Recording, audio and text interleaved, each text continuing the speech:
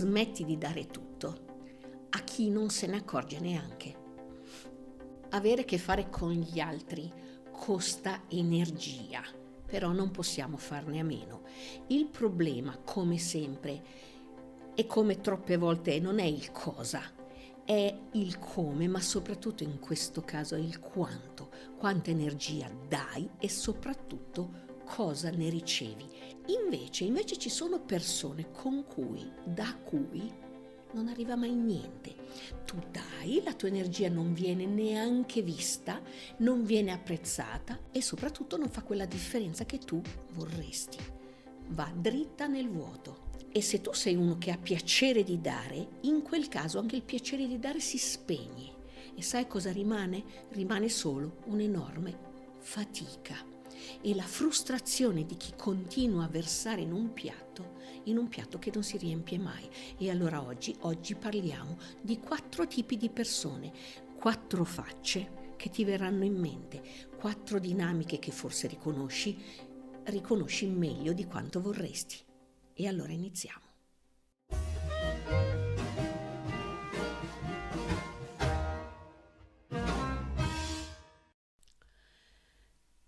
Buongiorno a tutti, io sono Cristina Ferrero, sono una counselor professionista, mediatore familiare e la mia professione è aiutare le persone ad aiutarsi. Con le persone di solito c'è una dinamica che si ripete sempre uguale. Prova a pensarsi, tu sei una persona abituata a dare, no? Dai e dai ancora, anche se dall'altra parte non c'è un vero riconoscimento e soprattutto se non cambia niente. Ti trovi come se tu fossi un rubinetto sempre aperto, senza però in quel momento accorgerti che da sopra non c'è niente che lo riempie quel serbatoio. Il costo non lo vedi mentre lo stai pagando. La bolletta arriva dopo. E quella stanchezza che non sai spiegare, è quel senso di impotenza che corre sotto traccia ogni volta che hai a che fare con certe persone. E allora perché continui? Perché? Perché ci sono 2 motivi. Il primo tu lo chiami ormai con quelle persone, da anni lo chiami normalità. Dici io sono fatto così e ne vado anche orgoglioso. E ne hai anche ragione, ma il tuo pregio diventa la tua condanna. Perché? Perché questo ti impedisce di chiedere che ci sia un ritorno. Lo dai per scontato tu per primo, che non ci sarà. Il secondo è la trappola più infida e si chiama, sai come? La cosa più bella è la speranza. Speri che prima o poi qualcuno si accorga, che vedano la tua fatica, che inizino a riconoscerti. Ma c'è un problema prima. E te lo dico con una frase che non è mia, è di una scrittrice americana che si chiama Maya Angelou. E lei diceva, quando qualcuno ti mostra chi è, credici la prima volta. Ti ricordi cosa si dice? La prima volta è colpa loro, la seconda è colpa mia. Ecco. Allora oggi guardiamo 4 tipi di persone con cui tu stai ripetendo questa dinamica di spreco. E allora li andiamo a vedere non per giudicarli, li andiamo a vedere per riconoscerli, perché riconoscerli significa iniziare a vedere te e quel rubinetto sempre aperto. E allora iniziamo. 1. Il muro di gomma. Appena lo dico ti viene subito in mente quella persona, quel qualcuno che quando parli di qualcosa che conta, una decisione, un problema, qualcosa che ti sta a cuore, è lì fisicamente, ti guarda. E sai cosa succede? Che tu scambi quella presenza fisica, quell'esserci, come la sua volontà di capire, di interloquire, di percepire cosa stai dicendo, di cambiare qualcosa. E invece quella persona lì è lì che ti guarda e intanto ha chiuso il canale. Perché? Perché non gliene importa abbastanza, perché pensa ad altro o semplicemente perché quello che dici pensa non valga la pena di essere ascoltato davvero e allora sceglie la strada della minore resistenza. Hai presente? La chiamano la tattica dell'opossum. Ne hai mai sentito parlare? Quella che ti fingi morto e nel frattempo tutto passa. Tuo figlio che annuisce e il giorno dopo fai esattamente come prima. Il tuo partner, la tua partner che dicono sì, o perlomeno non dicono no, e poi non cambia niente. Il collega che tu sei lì sembra che capisca tutto capito tutto finché non esci dalla stanza. E allora, sai cosa succede? E allora dopo questi meccanismi qua, pensi che sia colpa tua e allora ti ci incaponisci, ci riprovi, ci metti più pazienza, più oratoria, parole diverse, energia. Per che cosa? Per lo stesso risultato. E io te lo dico, hai presente scrivere sulla sabbia quando eravamo ragazzini? Ecco, e allora ti dico, il problema non sei tu, è che quelle parole lì non trovano nessun posto dove fermarsi. E chi non vuole cambiare continuerà a farlo quella cosa lì. E chi non vuole cambiare non cambia. Punto. E se stai aspettando che gli altri cambino, allora io ho fatto qualcosa per te, perché sei tu che devi cambiare.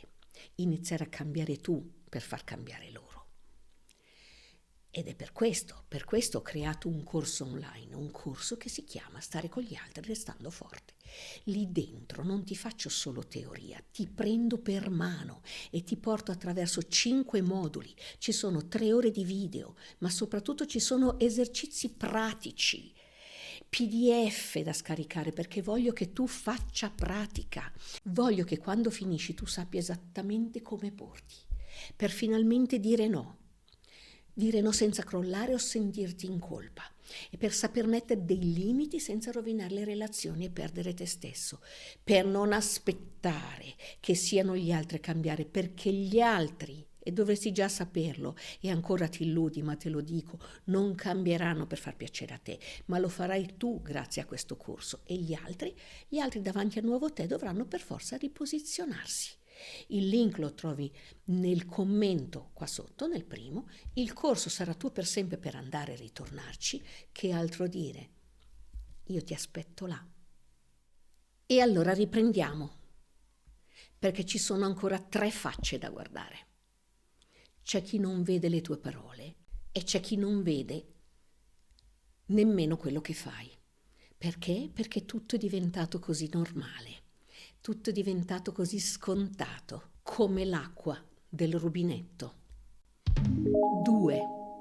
L'ingrato perpetuo.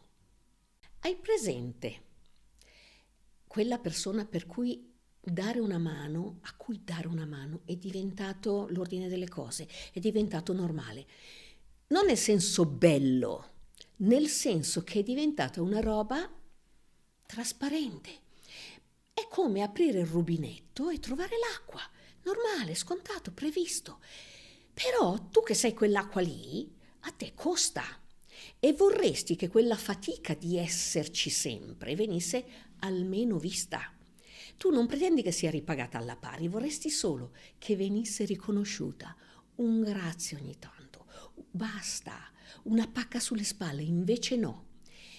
Però il problema è un altro, che quando tu finalmente ti decidi e togli quella disponibilità estrema, quando dici finalmente no per una volta, l'altro non si accorge di tutto quello che hai fatto fino a quel momento.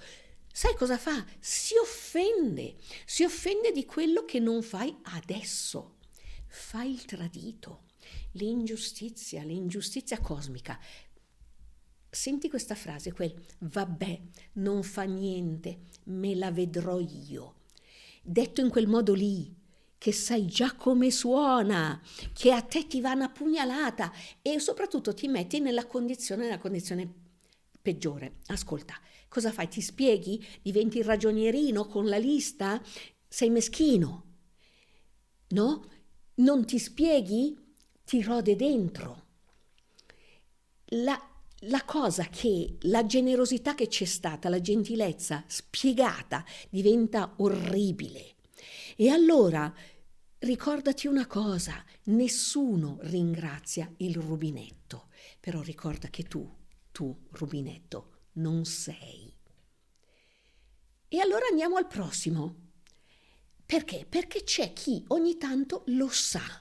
Ogni tanto ti vede, ogni tanto ti ringrazia, ogni tanto ti fa sentire che valga la pena. Ed è proprio per quello che non riesci ad andartene. 3. Il pollicino a rovescio. E arriva il momento che ti stufi. Hai dato, hai aspettato, hai investito, hai capito che non ce n'è. E a un certo punto hai detto basta, mollo, non ne vale la pena. E allora cosa succede? Proprio in quel momento lì arriva qualcosa. Prova a pensarci. Tuo padre, tua madre che per una volta ti dice bravo. Il tuo partner, la tua parte che finalmente ti vede e ti fa un complimento. Il tuo capo che ti riconosce davanti a tutti. Sai cosa succede dentro di te? La speranza si riaccende. E non è un caso.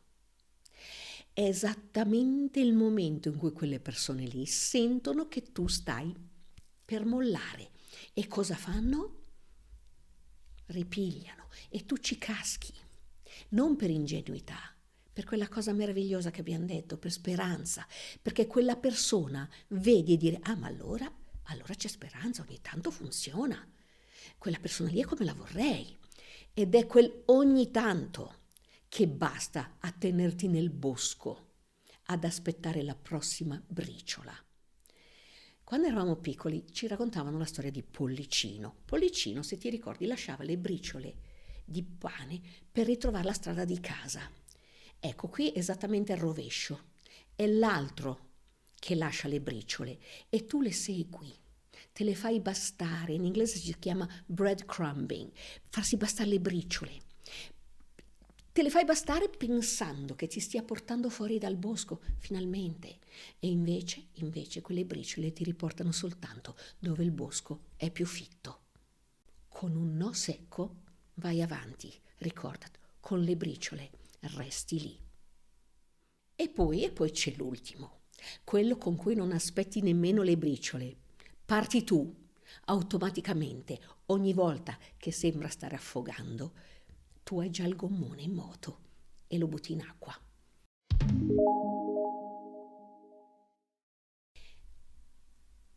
Tu prova a pensarci, c'è una dinamica, un modo nella tua vita con cui funziona sempre così. Ogni volta che qualcuno sembra che sta affogando, che è nella difficoltà, tu parti. Hai presente sulla spiaggia che vedi correre il bagnino col gommone, no? Automaticamente. Anche quando, però a te succede una cosa, che tu parti anche quando nessuno ti ha chiamato. Non è una scelta, è un riflesso. Vedi una persona in difficoltà e non riesci a stare fermo. Corri, arrivi, risolvi, porti, suggerisci e quella persona si salva. Quando? Fino alla prossima volta. Perché? Perché c'è sempre una prossima volta e tu sei sempre lì, bagnino, pronto, disponibile, con il gommone addirittura sempre già in acqua in moto. Il problema poi alla fine, e non è che aiuti, è che poi il tuo sforzo di bagnarti in acqua il gommone non viene neanche più visto. Ogni volta che tu arrivi a salvare è scontato, ogni volta che ti fermi magari loro non te lo fanno sentire, ma tu ti senti in colpa, ho fatto affogare qualcuno e allora la tua energia, il tuo tempo, la tua presenza sono entrati nell'ordine delle cose, sono dovuti gratuiti anche qua. E a un certo punto però ti chiedi, perché te lo chiedi, ma io qui perché continuo? Se non cambia niente, se non, quell'altra persona non vede niente, perché sono ancora qui a comportarmi così sempre, ancora e ancora? Ed è questa la domanda giusta. Forse la più importante che ti puoi fare. Perché? Sai perché? Perché la risposta non riguarda solo loro, riguarda te. Chi sei tu veramente? E allora eccoci qui, con queste 4 facce, con queste 4 modalità e tutto quello che abbiamo descritto, correre, dare, sostenere, restare, continuare. Sai cosa succede però a un certo punto? Il dramma smette di essere una scelta, diventa automatico, diventa chi sei, non è più quello che fai, diventa chi sei. E quando diventi un ruolo, le persone intorno non vedono più la tua faccia, vedono quello che fai, quello per cui servi, vedono la tua maschera. E il ruolo Io Arlecchino lo vedo sempre fare Arlecchino, lo guardo per quello. Viene dato per scontato. Viene dato per scontato è una parola che ha due significati e tu diventi così nella doppia accezione di quel termine. Scontato perché costa poco, di sconto, e soprattutto che non sorprende più nessuno. Allora la risposta a un non mi chiedere cosa dico, no? Smetto di dare? Smetto di essere me? No. La risposta è un'altra, è smettere di essere automatico, di dare via il tuo tempo automaticamente. Seneca, 2000 anni fa, Lucio Anneo Seneca, diceva una cosa meravigliosa. Diceva nelle lettere a Lucilio, omnia aliena sunt, tempus tantum nostrum est. Tutto è degli altri, il tempo solamente è nostro. E noi cosa facciamo? Ce lo facciamo portare via, lo svendiamo, lo diamo via scontato, non perché qualcuno ce lo ruba, tante volte non sempre perché qualcuno ce lo ruba, a volte glielo svendiamo noi, senza che nemmeno debbano scassinare la serratura. La porta la trovano sempre aperta, entrano, prendono, disfano, se ne vanno. E tu sei lì a chiederti, ma perché? Perché continuo a rispondere sempre all'amico che chiama solo quando ha bisogno, a correre a salvare qualcuno che poi si gira e se ne va? Perché continuo a dare la mia energia, la mia forza, la mia saggezza, il mio tempo a chi poi fa esattamente il contrario? Quella è la risposta, quel perché è importante. E allora io dico tienilo, perché dentro quel perché c'è qualcosa di grande, il riconoscimento che quello che hai vale, il valore che ti dai. Il tuo tempo vale e lo sai. Dal punto alfa della vita, il tempo è contato, non è infinito. Ogni attimo è tua responsabilità che venga vissuto per farti fiorire, perché frutti qualcosa in cambio, per farti sentire che vale la pena, non per sentirti grigio, non visto, non per sentirti svuotato, non per chiederti di nuovo, ma ancora perché. Avere il cuore grande non deve essere una condanna. Avere il cuore grande è una risorsa preziosa, ma proprio perché è preziosa non è per tutti, non sempre uguale, non sempre. Chi merita il tuo tempo, tu lo vedi, tu lo senti. La questione è che non devi metterti a fare il prezioso, non devi metterti a fare l'arrogante che si degna di darsi, non devi guardare nessuno dall'alto in basso, devi solo chiederti un'altra domanda: per quanto ancora a lungo continuerò a fare questo? Perché? Perché te la devi fare questa domanda? E sei obbligato a fare questa domanda, perché il primo obbligo ce l'hai verso te stesso. E nel Vangelo c'è una frase che mi sentirete dire: all'infinito ama il prossimo tuo come te stesso. E il primo obbligo ce l'hai verso te stesso, è quello che ti rappresenta qua nel mondo dal momento in cui nasci, il tempo che hai. E il tempo che hai devi pensare di averlo come in banca per farlo fruttare. E allora buttare il cuore oltre l'ostacolo per quella bella persona che sei è quello che ti rende quello che sei. È quello che ti rende speciale e tu non devi smettere di farlo.